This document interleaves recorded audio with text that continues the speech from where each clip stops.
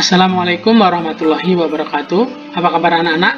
Insya Allah hari ini kita akan belajar mengenai kisah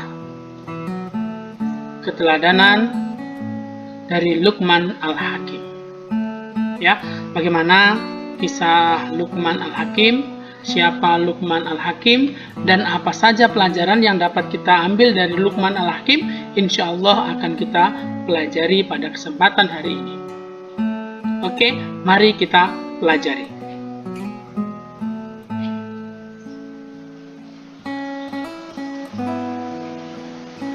Siapakah Luqman Al-Hakim?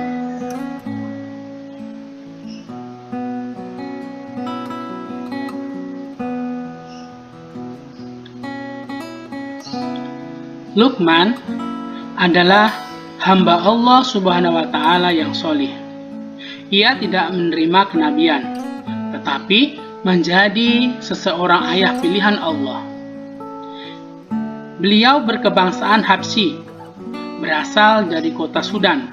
Pekerjaannya sebagai tukang kayu, tumbuhnya pendek, dan dia memiliki kekuatan dan mendapat hikmah dari Allah, sehingga nasihat yang disampaikan kepada anaknya diabadikan di dalam Al-Quran.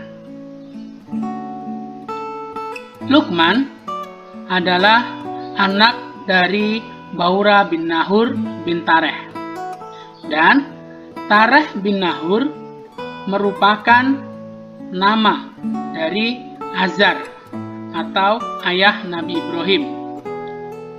Luqman hidup selama 1000 tahun. Ia menjadi guru Nabi Daud alaihissalam sebelum diangkat menjadi nabi. Pekerjaan Luqman pada awalnya adalah tukang kayu, tukang jahit, dan juga menggembala domba. Ia kemudian diangkat menjadi qadhi atau hakim. Luqman menikah dan dikaruniai banyak anak. Akan tetapi, semua anaknya meninggal dunia ketika masih kecil. Semua itu ia terima dengan ikhlas karena ia yakin dan sadar bahwa semua yang terjadi adalah atas kehendak Allah.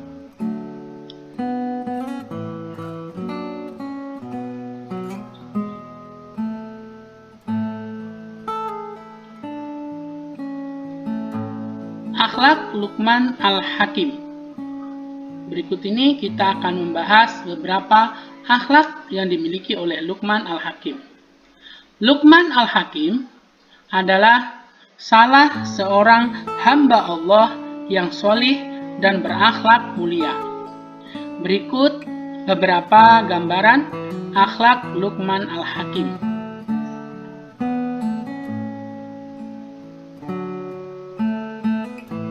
Yang pertama, Luqman Al-Hakim selalu bersyukur atas nikmat yang diberikan oleh Allah Subhanahu wa Ta'ala, sehingga beliau tidak pernah mengeluh.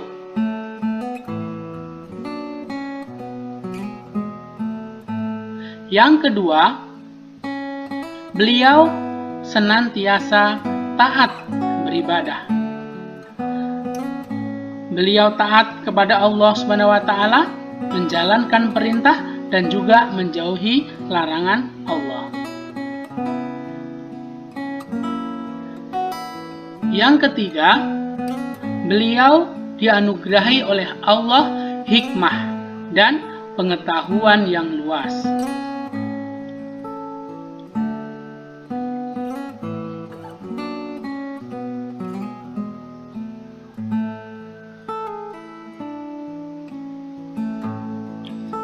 Beliau juga seseorang yang zuhud, yang artinya hidup sederhana dan tidak tergiur oleh kemewahan dunia. Jadi zuhud akan dunia. Jadi tidak bermewah-mewahan dan tidak terlena dengan kemewahan. Satu lagi akhlak Luqman Al-Hakim adalah waro, yang artinya berhati-hati dalam segala hal. Jadi Luqman Al-Hakim itu selalu hati-hati. Sekarang kita akan membahas mengenai nasihat Luqman kepada anaknya.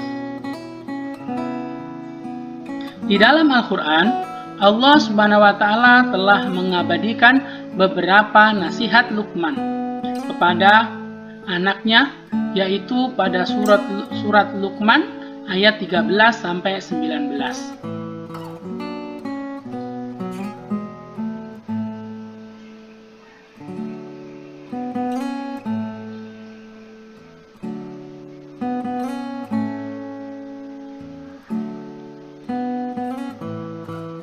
Pada Al-Quran, surat Luqman ayat ke-13,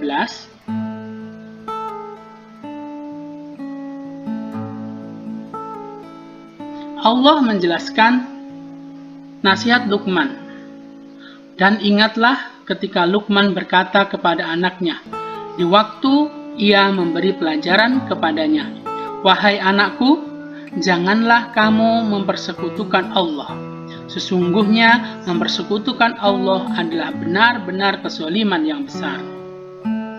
Pada ayat ini menjelaskan tentang nasihat Luqman kepada anaknya supaya tidak menyekutukan Allah dengan apapun, karena hal itu adalah sebuah kezaliman atau dosa yang sangat besar dan bisa jadi Allah tidak akan mengampuninya. Selanjutnya, pada Al-Quran surat Luqman ayat ke-14,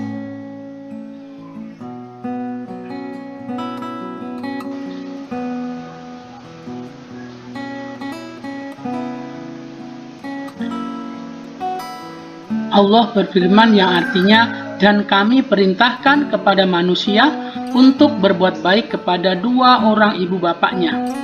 Ibunya telah mengandungnya dalam keadaan lemah yang bertambah-tambah dan menyapihnya dalam 2 tahun.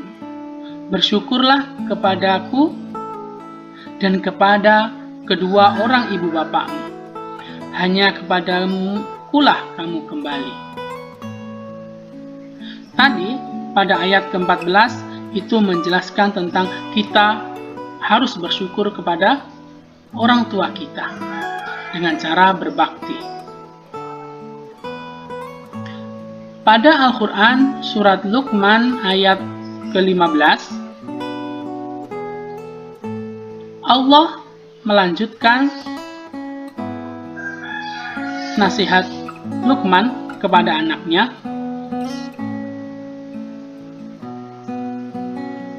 "Dan jika keduanya memaksamu untuk mempersekutukan dengan aku sesuatu yang tidak ada pengetahuanmu tentang itu, maka janganlah kamu mengikuti keduanya.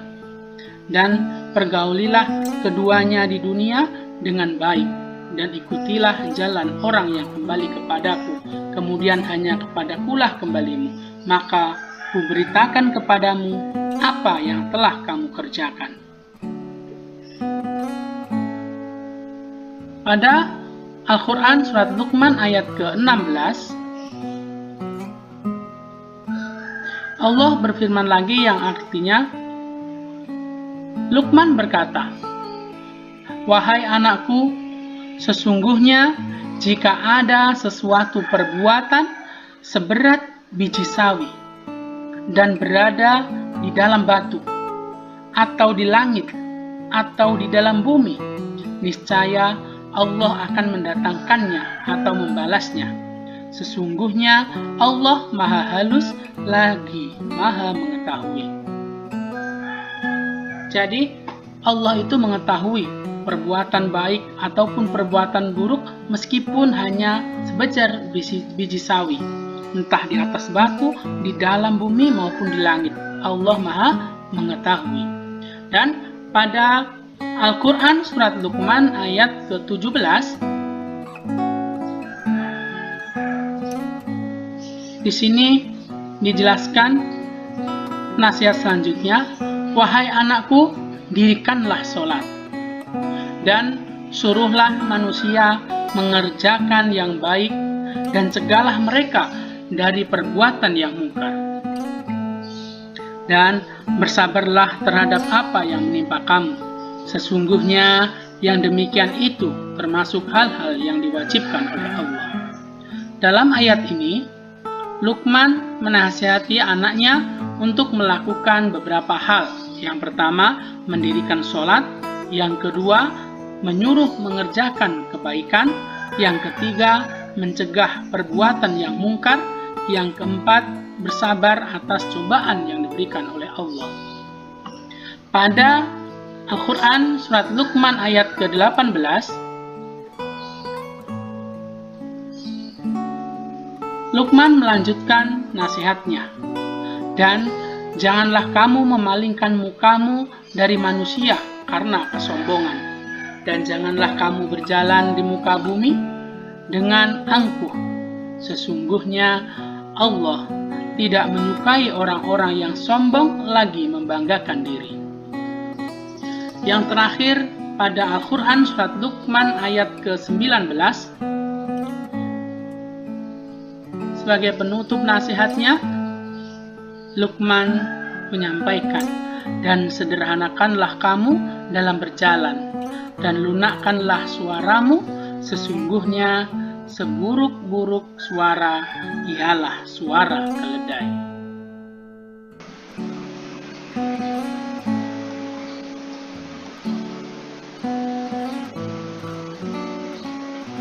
Ya, anak-anakku sekalian, mari kita mengambil kesimpulan dari nasihat Luqman Al-Hakim yang sudah disampaikan kepada anaknya.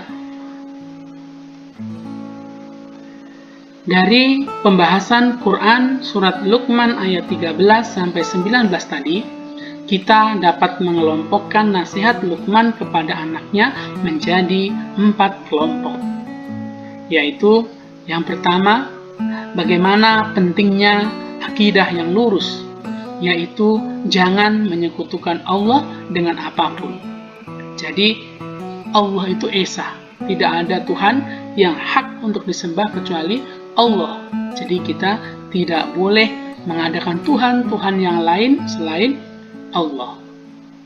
Yang kedua, kita harus selalu merasa dalam pengawasan Allah Subhanahu wa Ta'ala. Karena Allah adalah Al-Basir, yang maha melihat.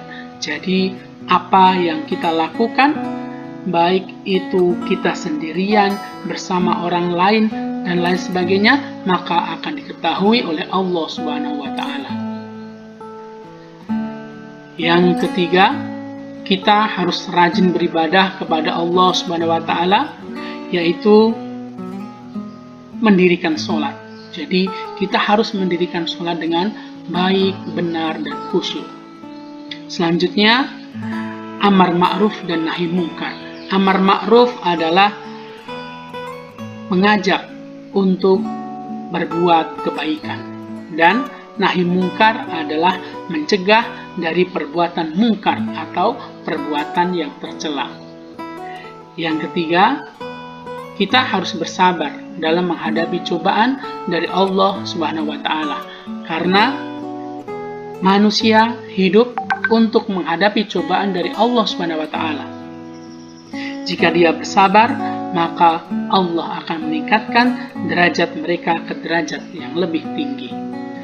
Selanjutnya, pentingnya adab dalam pergaulan. Jadi, adab itu sangat penting sekali. Yang pertama, yaitu birrul walidain, yaitu bagaimana adab kita kepada orang tua kita. Jadi, kepada orang tua kita harus berbuat baik. Kita harus berbakti. Jadi, jangan sampai kita menjadi anak yang durhaka. Yang kedua, bersikap tawadu atau rendah hati dan tidak sombong. Meskipun kita mempunyai banyak kelebihan, maka kita tidak boleh bersikap sombong. Kita harus tetap tawadu dan rendah hati. Dan yang ketiga, kita harus berperilaku sopan. Jadi, berperilaku sopan dan santun kepada orang lain, baik itu perilaku kita maupun ucapan kita. Jadi, kita berperilaku santun ucapan kita juga sopan dengan lemah, lembut, dan tidak berteriak. Maka itu adalah adab-adab kita ketika kita bergaul dengan orang lain.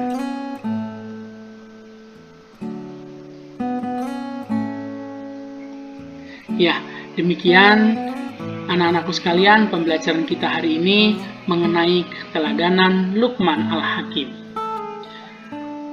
Semoga apa yang Ustadz sampaikan menjadi hal yang bermanfaat bagi kita fi dunya wal akhirah. Terima kasih. Wassalamualaikum warahmatullahi wabarakatuh.